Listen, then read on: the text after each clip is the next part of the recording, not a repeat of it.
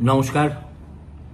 আমার স্মৃতিভংশ না হয়ে থাকলে সম্ভবত মেয়েটিকে সর্বপ্রথম আমি দেখেছিলাম টেলিভিশনের পর্দায়, অবশ্যই 2 বছর আগে 21শে জুলাইয়ের মঞ্চে। তাকে দেখার পরে আমার মনে যুগপৎ দুটি প্রতিক্রিয়া হয়েছিল, একটা অন্যের সম্পূর্ণ বিপরীত। প্রথম চোটে মনে হলো, বাহ, তৃণমূল কংগ্রেসে তার মানে এখন ঝকঝকে শিক্ষিত পরিশীলিত ছেলেপিলে ঢুকছে। কেননা তৃণমূলই বলতে আমরা যাদের সাধারণত বুঝিয়ে থাকি, এই মেয়েটির চেহারা, চালচলন, বাক্য গঠন, প্রত্যয়ী দৃপ্ত কথাবার্তা একেবারে ঠিক তার বিপরীত। আর সেই কারণেই প্রথম দিনই আমার এই কথাও মনে হয়েছিল যে আজকে না হয় তাকে গুরুত্ব দিয়ে তৃণমূল 21শে জুলাইয়ের মঞ্চে বক্তৃতা করার সুযোগ দিয়েছে, কিন্তু ওই বাস্তু ঘুঘুদের দলে এই মেয়েটি বেশি দিন টিকবে কি? কেন কে জানে, আমার আশঙ্কাটাই সত্য প্রমাণিত হল। গত বছর আরজি করের অভয়াকাণ্ডের পরে রাজন্না হালদার ও তার স্বামী প্রান্তিক দুজনে মিলে একটি ছোট্ট শর্ট ফিল্ম তৈরি করেছিল। সেটাই ছিল তাদের অপরাধ। তখন একেবারে তুঙ্গে উঠেছে অভয়াকে কেন্দ্র করে নাগরিক আন্দোলন। দল ফতোয়া দিল তৃণমূল কংগ্রেসে থেকে এই ঘটনা নিয়ে তথ্যচিত্র করার অর্থ হচ্ছে দলকে বিড়ম্বনায় ফেলা, এবং তাদের বলা হলো ছবিটা যেন তারা না দেখায়। আমি জানি না ওই ছবির শেষ পর্যন্ত কি পরিণতি হয়েছে। সম্ভবত কোনো একটা কোম্পানিকে ওরা এটা বেচে দিয়েছে তাদের চ্যানেলে দেখানোর জন্য। কিন্তু এতৎসত্ত্বেও দেখা গেল এদের দুজনকেই তৃণমূল সাসপেন্ড করে দিল। কি তাদের অপরাধ আমি ভালো বুঝতেও পারিনি।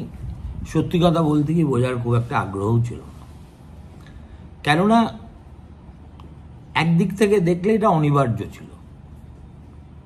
দেখুন, এই যে পরশুরাম লিখেছিলেন, রেড়ির তেল আর ঝর্ণার জল মিশ খায় না কখনো। ফলে একটা বাচ্চা মেয়ে সবে রাজনীতি করতে শুরু করেছে, তাই আবার 21শে জুলাইয়ের মঞ্চে কথা বলার সুযোগ পেয়েছে, এবং সুযোগের সম্পূর্ণ সদ্ব্যবহার করে ওখানের জনতাকে উদ্বেলিত করে দিয়েছে। এরপরে তৃণমূল কংগ্রেসের মতো দলে কাঠি করার লোকের অভাব হয়? এই মহুয়া মৈত্র বলচাল ছাড়া ইদানিং তিনি কিছুই করছেন না। তার দলকে সার্টিফিকেট দিয়ে বলেছিলেন মিসোজিনি নাকি তৃণমূল কংগ্রেসই একমাত্র দল যারা প্রশ্রয় দেয় না। কত বড় ডাহা মিথ্যে কথা সেটা এই রাজন্না হালদারের পরিণতি থেকেই পরিষ্কার বোঝা যায়। তারপরে আমি মেয়েটির কথা ভুলেই গেছিলাম। দিন কতক আগে দেখি R+ চ্যানেলে আমার একদা সহকর্মী ঋতব্রতর সঙ্গে ওরা দুজনে মিলে একটা ইন্টারভিউ দিতে এসেছে। লম্বা ইন্টারভিউ, পুরোটা আমি শুনতে পারিনি, কিন্তু কিছু কিছু স্নিপেটস বলুন বা কথাবার্তা বলুন আমি শুনেছি। সেখানেই প্রথম জানতে পারলাম রাজন্না হালদার প্রেসিডেন্সি ইউনিভার্সিটি থেকে গোল্ড মেডেল নিয়ে পাশ করেছে। আমার জীবনের এই একটা বড্ড বড় ব্যথা। প্রেসিডেন্সি কলেজের কোনো প্রাক্তনী, সে ছেলে হোক মেয়ে হোক, প্রাথমিকভাবে আমি তাকে তার যত নম্বর প্রাপ্য তার চাইতেও বেশি দিয়ে দেব। এবং আজও আমি বিশ্বাস করি anyone who has gone to presidency and has come out with such flying colors can do no wrong. আপনারা বলতে পারেন এটা আপনার বায়াস নিজের কলেজের প্রতি। অবশ্যই বায়াস। নিজের কলেজের প্রতি, স্কুলের প্রতি, মাস্টারদের প্রতি দুর্বলতা থাকাটা যদি পক্ষপাত হয়, তাহলে আমি অবশ্যই পক্ষপাত দোষদুষ্ট। আমি ভাবলাম, বাহ, আমারই কলেজ থেকে পাশ করেছে, গোল্ড মেডেল পেয়েছে। ওই যে বললাম, একটা মনের মধ্যে যে দ্বন্দ্বটা প্রথম দিন ওকে দেখে মনে হয়েছিল, সেই দ্বন্দ্বটাই আবার নতুন করে মনে উকি দিল। এইরকম একটি মেয়ে তৃণমূল কংগ্রেসে যে এতদিন ছিল, এটাই তো দলের ভাগ্যর কথা। এবার তাকে কেন্দ্র করে বিতর্ক সম্পূর্ণ অবাঞ্ছিত, অশালীন এবং একই সঙ্গে কিঞ্চিত কৌতুকেরও। ওই ঋতব্রতকেই রাজন্না এবং তার হাজবেন্ড প্রান্তিক বলছিলেন যে রাজন্নার ছবি আর্টিফিশিয়াল ইন্টেলিজেন্স দিয়ে ব্যবহার করে তার একটা নগ্ন ছবি একদা এই ছাত্র পরিষদের নেতাদের হাতে হাতে ঘুরেছিল এবং সেটা এতদিন এ নিয়ে উচ্চবাচ্য না করার পরে এই মনোজিতের ঘটনার পরিপ্রেক্ষিতে তার মনে হয়েছে যে এদের স্বরূপ উদ্ঘাটনের জন্য এই সত্যটা এবার বলে দেওয়া জরুরি। তাই বলে দিয়েছে, বেশ করেছে। সত্যিই যদি এই রকম একটা ঘটনা একটা দলের ছাত্র সংগঠনে হয়ে থাকে, তাহলে যারা এই কাজ করেছে তাদের বিরুদ্ধে কথা না বলে একেবারে সনাতনী তৃণমূলী ট্র্যাডিশনে দেখলাম মমতা বন্দ্যোপাধ্যায়ের এই ঝাঁসি রেজিমেন্ট রেড়ে করে বাজারে নেমে পড়েছে। কতভাবে রাজন্যাকে অপদস্থ করা যায় এবং সেই সুযোগে দিদির নেক নজরে আসা যায়। দেখুন, সময়টা বড় খারাপ। 2026 সালের ভোট কড়া নাড়ছে। সুতরাং এই মৌকায় একজন প্রাক্তন সতীর্থকে গাল দিয়ে, সে যতই বাচ্চা হোক, যদি দিদির কৃপা দৃষ্টির মধ্যে আসা যায়, তাহলে সেই সুযোগ কেউ ছাড়ে? অতএব গতকাল এবং আজ দেখছি পরের পর ঝাঁসি রেজিমেন্টের কয়েকটি পরিচিত অপরিচিত মুখ ময়দানে নেমে রাজন্যাকে নানাভাবে ঠেস দিচ্ছে, অপদস্থ করছে। এদের দুজনের নাম প্রিয়দর্শিনী। অবশ্যই আমি প্রপার নেম কনোটেটিভ কিনা সেই নিয়ে বিতর্কে যাচ্ছি না, কিন্তু অবাক হয়ে দেখলাম প্রিয়দর্শিনী নামটা তো আসলে ইন্দিরা গান্ধীর ক্ষেত্রেই প্রযোজ্য। তৃণমূলের নেতারা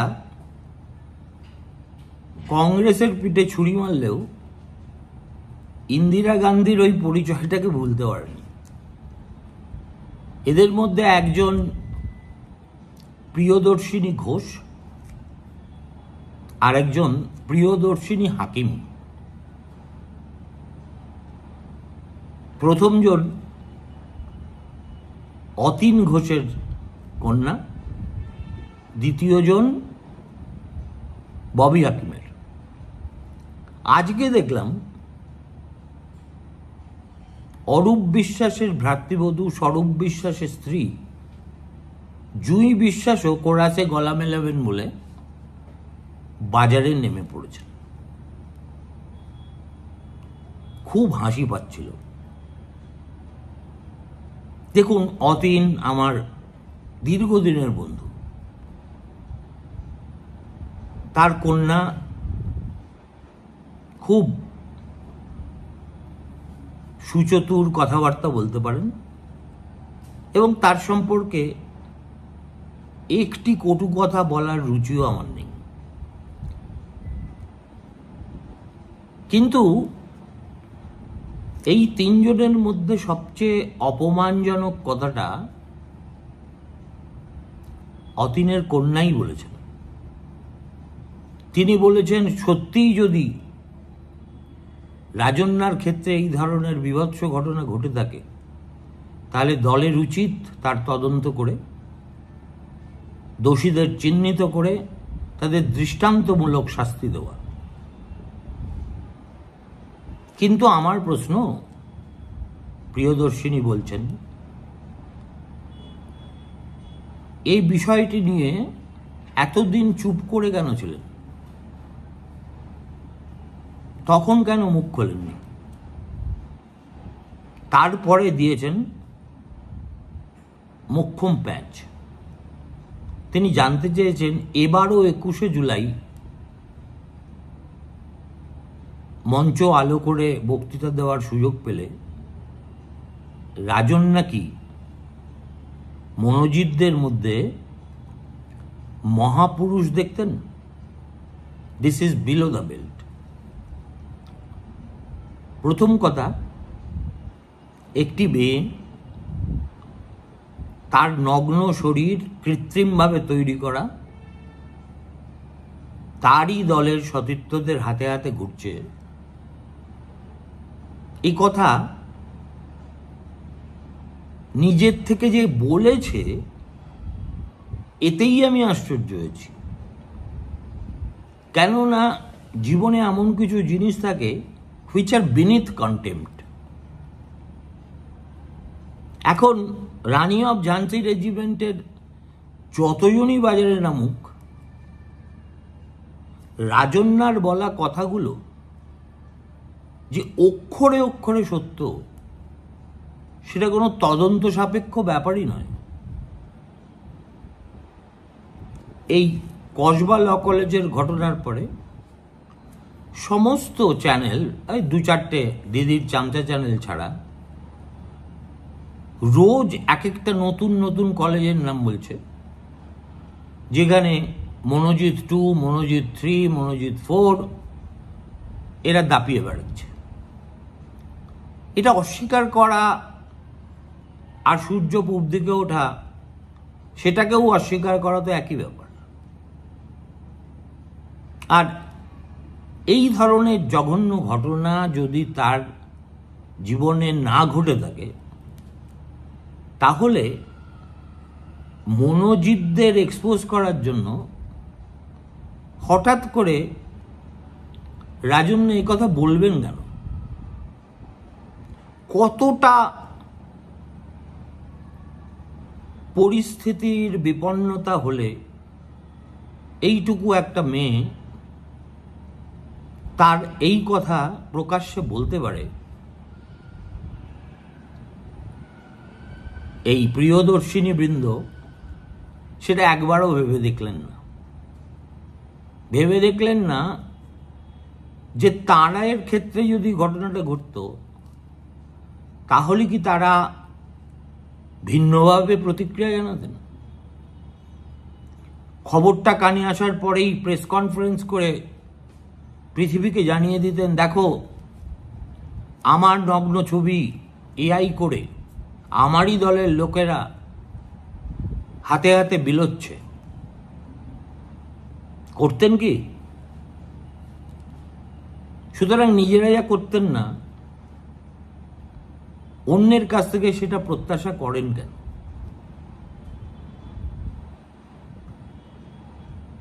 আর আজকে যেহেতু বাচ্চা মেয়েটি এমনি কোণঠাসা অবস্থায় পড়েছে, সুতরাং মরার উপর কয়েকটা খড়ার ঘা চাপালে বেশ মিডিয়াও আসবে, দিদিও খুশি হবে। অতএব এই সুযোগের আপনারা সদ্ব্যবহার করছেন, এবং সেই কারণেই আমার মনে হয়েছে মহিলা হওয়া সত্ত্বেও আপনাদের এই আচরণ আদতে মহিলা সুলভ নয়, সভ্য শিক্ষিত মানুষ সুলভও নয়। আর সবচেয়ে বড় কথা কি জানেন?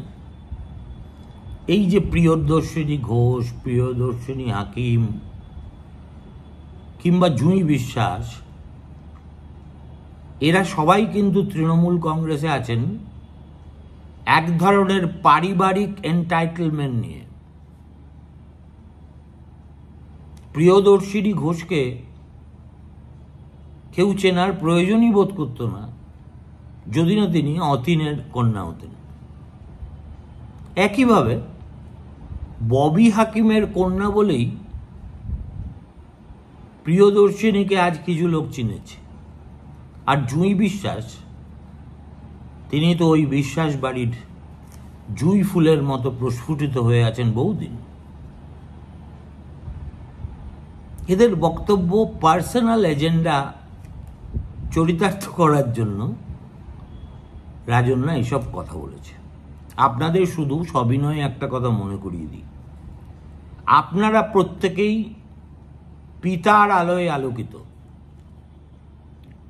আপনাদের বাবার নাম অতীন, ববি, হাজব্যান্ডের নাম স্বরূপ না হলে আপনারা কোনোদিন রাজনীতিতে আসতেনই না, এলেও কোনোদিন কলকে পেতেন না। আর এখানেই রাজন্যার সঙ্গে আপনাদের ফান্ডামেন্টাল তফাৎ। এই মেয়েটি কোনো তৃণমূল কংগ্রেসের দাদার কন্যা নয়, খুব একটা এন্টাইটেলড জায়গা থেকেও সে ওঠেনি।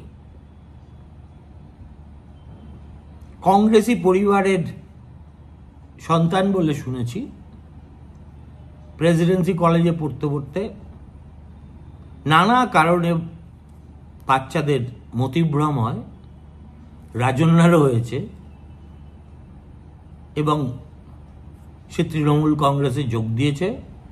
ধীরে ধীরে তার মধ্যে যে একটা নেত্রীসুলভ ব্যাপার আছে, সেটা নিজের মুরদে সে মানুষের কাছে প্রতিষ্ঠিত করতে সক্ষম হয়েছে। First accept this fact. আপনারা পিতৃপরিচয় সরিয়ে নিলে আপনাদের প্রতিবেশী আপনাদের চিনবে কি? কিন্তু রাজন্যা হয়েছেন ইন স্পাইট অফ দ্যাট। এবং এটা যে কত বড় অ্যাচিভমেন্ট সেটা বোঝার মতো বোধ বুদ্ধি আপনাদের আছে কিনা আমি বলতে পারবো না। কিন্তু যে দলে এখন পারিবারিক শাসনই প্রায় রুটিন ব্যাপার হয়ে দাঁড়িয়েছে, সেখানে পিসি ভাইপো, বাবা মেয়ে, বাবা ছেলে এইসবের ভিড় ঠেলে নিজের প্রতিভার জোরে, মেধার জোরে, বাগ্মিতার জোরে জায়গা করে নেওয়া কিন্তু খুব কঠিন। সুতরাং আপনারা প্রিয়দর্শিনীরা একবার ভেবে দেখবেন যে আপনারা যদি রাজন্যার জায়গায় থাকতেন তাহলে কেউ কোনো নম্বর দিত? মিডিয়া দৌড়তো আপনাদের কাছে? সুতরাং আর কিছু না পারুন, দ্রৌপদীর বস্ত্রহরণ করার মতো করে একটা বাচ্চা মেয়েকে পাবলিকলি অপদস্থ করবেন না। আসলে আপনারা রাজন্যাকে অপদস্থ করছেন না, আপনারা যে একটা বিচিত্র দলের প্রতিনিধিত্ব করেন, যে দলের চেহারাটা আলিপুর চিড়িয়াখানার মতো দেখতে লাগে, সেটাই আসলে আপনারা বেআব্রু করে দিয়েছেন। এবং এইভাবে একটা স্পিন্সার অ্যাটাকের মতো এক এক দিন এক একজন বাজারে নামছেন আর রাজন্যার তুলোধনা করছেন, এর থেকে আরও একটা জিনিস প্রমাণিত ও প্রতিষ্ঠিত হয়। সেটা হচ্ছে কালকা যোগী একটা মেয়ে সবে দল করতে শুরু করেছে, তার বলা কথাকে যখন এত গুরুত্বই দিচ্ছেন তখন ধরে নিতে হবে রাজন্যা প্রতিটি শব্দ খাঁটি বলেছেন এবং তাতেই আপনাদের ছ্যাঁকা লেগেছে। এই যে স্বীকৃতি বকলময়, এটাও রাজনীতিতে মস্ত বড় প্রাপ্তি। এর তাৎপর্য আপনারা বোঝেন কি বোঝেন নাই বলতে পারব না, কিন্তু আসলে গাল দিয়ে আপনারা কিন্তু রাজন্যাকেই মহিমান্বিত করে দিচ্ছেন। সুতরাং ভেবে দেখবেন কাজটা চালিয়ে যাবেন না এখানেই রডে ভঙ্গ দেবেন। যদি দেন আপনারা বেঁচে যাবেন, যদি অদম্য স্পৃহা নিয়ে উইকেটে টিকে থাকতে চান, লোকে আপনাদের দুও দেবে। এর বেশি আমার কিছু বলারই নেই। নমস্কার, ভালো থাকবেন।